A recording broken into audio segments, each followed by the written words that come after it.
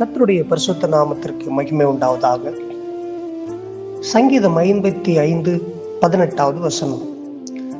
திரளான கூட்டமாய் கூடி என்னோடு எதிர்த்தார்கள், அவரோ எனக்கு நேரிட்ட போரை நீக்கி என் ஆத்துமாவை சமாதானத்துடன் மீட்டு விட்டார்.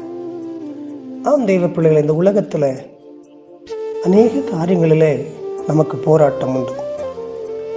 உலகத்துல வாழ்கிற ஒவ்வொரு நாட்களிலும் ஏதோ ஒரு விதமான போராட்டங்கள் நம்மை சந்தித்து கொண்டுதான் இருக்கிறது. நாமும் அநேக போராட்டங்களை அனுதினமும் சந்தித்து கொண்டுதான் இருக்கிறோம். வாழ்க்கையில நாம் சந்திக்காத போராட்டங்கள் இல்லை என்று சொல்லுகிற அளவுக்கு நாம் போராட்டங்களை சந்தித்திருக்கிறோம், சந்தித்து கொண்டிருக்கிறோம். இனி ஒருவேளை வாழ்க்கையில போராட்டம் இல்லையோ என்று நினைக்கக்கூடும். ஆனால் வாழ்க்கை முழுவதும் போராட்டங்கள் இருக்கத்தான் செய்யும். ஆனால் ஒன்று மாத்திரம் நாம் புரிந்து கொள்ள வேண்டும். தாவீது சொல்லுகிறார், அநேகர் கூடி என்னோடு கூட போராடி எதிர்த்து நின்றார்கள், ஆனால் கர்த்தரோ என்னை அவர்கள் கைகளிலிருந்து விடுதலையாக்கி என்னை சமாதானத்துடன் காத்து கொண்டார் என்று சொல்லி.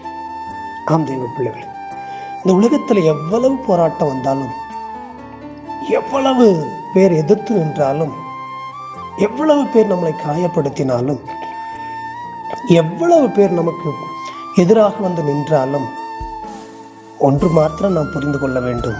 கர்த்தர் அவையில் எல்லாவற்றிலும் நின்று நமக்கு வெற்றியை கொடுப்பார்.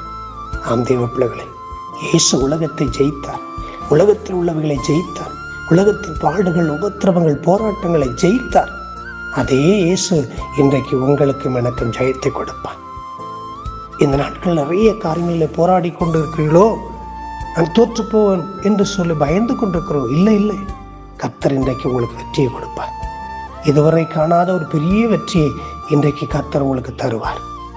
இன்றைக்கு சமாதானமாயிருந்து வாழ்நாள் முழுவதும் கர்த்தருக்கு நன்றி சொல்கிற அளவுக்கு கர்த்தர் உங்களுக்கு வெற்றியை கொடுத்து சமாதானத்தோடு காத்து ஆசீர்வதிப்பாராக. God bless you. ஆமென்.